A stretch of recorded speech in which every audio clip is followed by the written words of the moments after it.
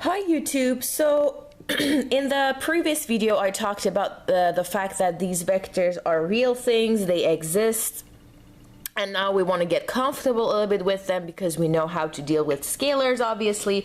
We know that, one apple plus one apple gives us two apples. You have to have 5 apples, we eat 2 of them. We're going to end up with having like 3 apples. We know how to deal with scalar quantities. Scalar quantities are the ones that we don't care about their direction. Like that actually doesn't exist.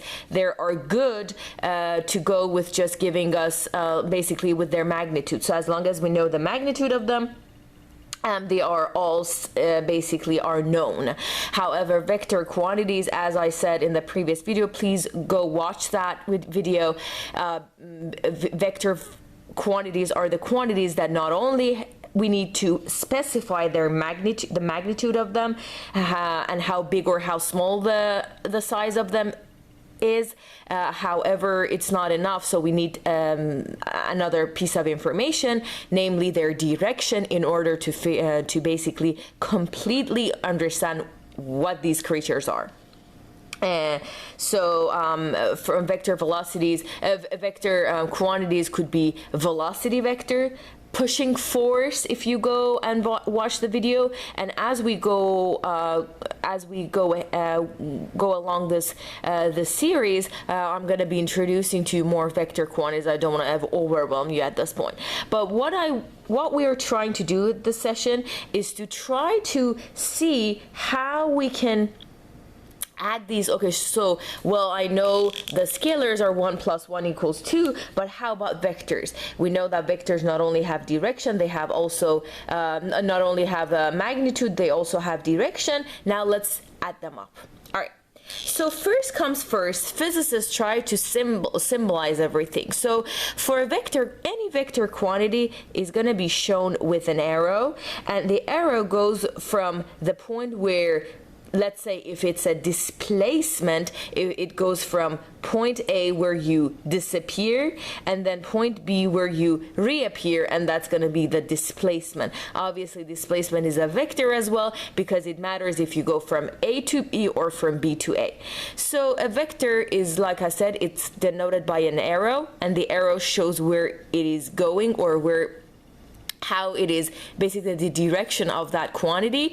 If it's, let's say, velocity, this shows that the car that you're in, and it's moving, the car is moving that way. So that's essentially the direction of the vector. The size of the vector, the magnitude of the vector, is denoted by the length of this arrow. All right, so let's suppose we're having 2 of these guys. So suppose we are having a vector that's vector A, and then suppose we're having another vector called, let's say, B. So now what happens is that, this is now looks at least more complicated than like 1 apple and 1 apple, or and like these scalar quantities. But let's see how we can add up these 2 guys. Well, there are 2 types of vector addition. You get the same result regardless, as long as you do your job perfectly fine and just do it correctly. But there are 2 methods of adding these any vectors. One method is basically head to tail. So we bring this up and over here, and then you have head, tail, from A, B, and then you get a resultant vector, which means the summary of the 2, or the addition of the 2.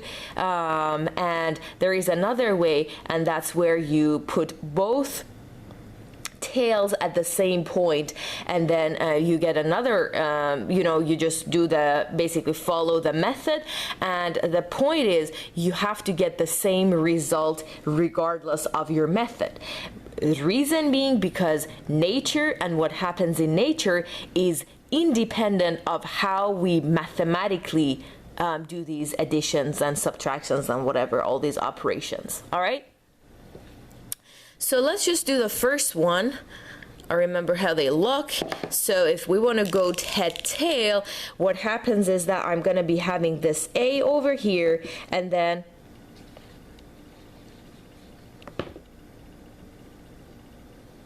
B was looking like this. So this is head to tail method. And now what happens is, well, now the resultant, which is the summary of the two, is going to be from the tail of the first to the tip of the last, and this gives you the resultant of these two vectors. So if you want to write A plus B, that gives me R. Okay, so now let's see how this applies. Like, how do we see this in actuality? I don't want things to be on paper only. I want to see what they really mean. So I always ask my student to do this, to make some sense out of it. Suppose you're having like a box or a bucket or something over here, and A tells you that you're basically dragging this box towards this arrow. So the end of A shows where you end up having your bucket after you basically drag it to this in this direction. So now your bucket is at this point. What happens next is, like, you get tired, so you just go and drink some water and then come back, and then what happens is that you decide to move this over to here. So now B is basically doing this for you. So what B is doing is essentially dragging this box from this point over to this point, right? So you're gonna be having your bucket over here, and now let's see what happens. If I was in the room and I just basically take a shot of like a snapshot of the whole scenario, I'll take the snapshot of the initial case, then I'm gonna be seeing the box in the picture over here, and then I go to another room and then come back, and then after everything is done, the result, after I come back, I'll take another snapshot, and then the photo gives me the idea that the bucket is over here. So I have no idea what was going on in between. I can't care less because I wasn't even in the room, but what I have is I have two snapshots, one giving me this position for the box, the other gives me this position for the box. Now this box from here to here is displaced by this arrow. So this is essentially the resultant of these two vectors. I hope this makes sense now. So don't think that these rules that we were saying, oh, well, just head to tail and all that sort of stuff, it's just on paper, and it's just good to just basically, it's just for physicists to say basically something. No, it has to match with what happens in actuality. In actuality, the result of this motion of the box is from here to here, and vector R exactly showing the same scenario. All right, so have this here. Now there is another way to go about it, right?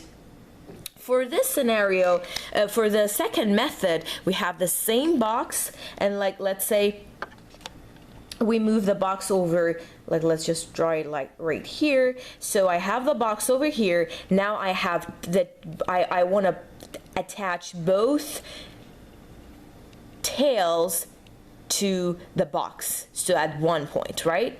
So like that. So this is my B, this is A. All right, so this is A and this is B. So now the second method is in this form. So what I have to do is I have to draw a parallel line and equal to this length, parallel to A and equal to the length of A here from the tip of B. And I do exactly the same for A, and the same parallel to B and equal to in terms of length, and then whenever they meet, it's going to be the tip of my resultant. Do you see that? Do you see that these are equal? So I have to get the same answer and the same result regardless of regardless of the method that I'm using. So basically what happens is now in this case, let's just map this to real life. I have a box over here, and what I do is I'm attaching two ropes to the box in this form, and I'm asking two people to do, because suppose like assume that the box is very, very heavy. So I'm asking two people to drag this box along these two directions. Even your common sense will tell you that if two people drag this box into these two directions, then the box is going to move towards like in the middle, sorta. So this is how we go about it. Like I said, it's really up to you and the question and how it is drawn, which method you're gonna go with.